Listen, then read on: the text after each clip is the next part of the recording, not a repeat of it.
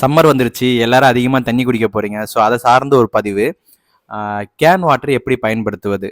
ஆமாங்க. Can water பயன்படுத்துறதுக்கு சில விதிமுறைகள் உண்டு. அதற்கு வாடிக்கையாளரான நீங்க கடைப்பிடிக்கணுன்றது யாரும் சொல்லியிருக்க மாட்டாங்க. ஃபர்ஸ்ட் டைம் நம்ம தான் சொல்றோம்னு நெனைக்கிறேன். வீடியோக்குள்ள போலாம் வாங்க. ஃபர்ஸ்ட் இந்த கேப்லேருந்து ஆரம்பிப்போம். இந்த கேப் வந்து ஒரு ரீயூசபிள்ங்க. நீங்க யூஸ் பண்ணிட்டு திருப்பி இந்த கேப்பை மூடி போட்டு தான் குடுக்கணும். அவங்க ஸ்டிக்கர்ல மென்ஷன் பண்ணியிருப்பாங்க. ரிட்டர்ன் வித் கேப் அப்படின்னு சொல்லிட்டு. ஏன் அப்படின்னா, இதுக்குள்ள நீங்க பேலன்ஸ் கொஞ்சம் தண்ணி இருக்கும். கொசு முட்டையிடும். இல்ல உங்க வீட்ல இருக்க வாண்டுங்க வந்து சோப்பு, சென்ட் எல்லாத்தையும் இங்க அடிச்சு வச்சுருவாங்க. வாசம் திரவியங்கள்லாம் அடிச்சு வைப்பாங்க. ஸோ இத கைவிட்டு கிளீன் பண்ண முடியாது. ஸோ அதனால இத நீங்களே கொஞ்சம் ஹைஜீனிக்கா மெயின்டெயின் பண்ணியா நல்லது. யாருக்கோ தான் போகுதுன்னு சொல்லி கேர்லெஸ்ஸா இருக்காதீங்க. செகண்ட், இந்த கேனை எவ்வளோ வருஷங்கள் யூஸ் பண்ணலாம்? வருஷங்கள்லாம் யூஸ் பண்ணக்கூடாதுங்க. அது ரொம்ப உடல்நலத்துக்கு கெடுதல். இது கேன் வந்து ஆஸ் பர் நார்ம்ஸ் பார்த்தீங்கன்னா 300 ரீசைக்கிள், அதாவது 300 வாட்டி நீங்க தண்ணி புடிச்சிட்டு யூஸ் பண்ணிட்டு தூக்கி போட்டுறணும். பட் ஃபினான்ஷியலா அது சாத்தியம் இல்ல. அதனால குறைஞ்சபட்சம் 3 மாசத்துக்கு ஒரு வாட்டி அந்த கேனை மாத்தணும்.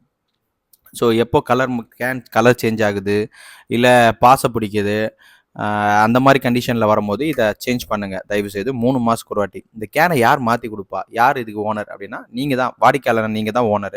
உங்கள் தண்ணி கேனை நான் மாற்றி கொடுப்பாருன்னு சொல்லி வெயிட் பண்ணாதீங்க.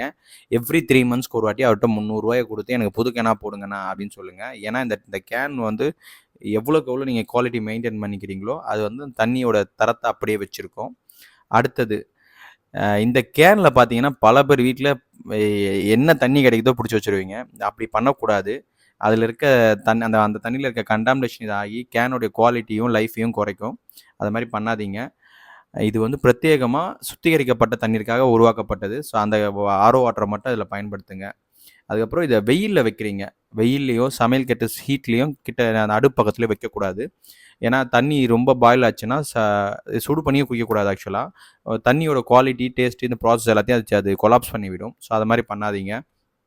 அதுக்கு அடுத்தது, உங்கள் வீட்டில் ஒரு மட்கான்னு ஒன்று வச்சுருப்பீங்க. அதாவது நீங்கள் தண்ணி இதை கவுப்பீங்க இல்லையா, அது பேர் மட்கா. அதை வந்து எவ்ரி டைம் டோட்டலாக ட்ரைன் பண்ணிவிட்டு ஒரு டம்ளர் சுடு தண்ணியை ஊற்றிட்டு அதுக்கப்புறம் தான் தண்ணி கவுக்கணும். அதையுமே 3 மாதத்துக்கு ஒரு வாட்டி கண்டிப்பாக மாற்றணும். கலர் சேஞ்ச் பிறகு மாற்றுங்க. பாசை அது போல் ஏதாவது வந்துச்சுன்னா நீங்கள் இந்த கேனை பயன்படுத்தாதீங்க. ஸோ இதை புது கேனாக பயன்படுத்தி பழகுங்க. அது உங்கள் உடல் நலத்துக்கும் கேடு. இதெல்லாம் நீங்கள் பண்ணணும். ஏன்னா கம்பெனிக்காரர்களுக்கு நிறைய ரூல்ஸ் அண்ட் ரெகுலேஷன்ஸ் இருக்குது. அதை எஃப்எஸ்சி அதிகாரிகள் கடுமையாக ஃபாலோ பண்ணுறாங்க, பார்வையிடுறாங்க. ஸோ அவங்க நிறைய டாஸ்க்கும் கொடுக்குறாங்க. அதை செஞ்ச பிறகு தான் அந்த கம்பெனி நடத்த முடியும் அவங்களால.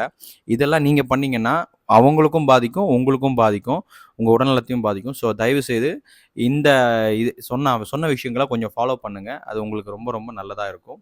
தேங்க்யூ. நன்றி, வணக்கம்.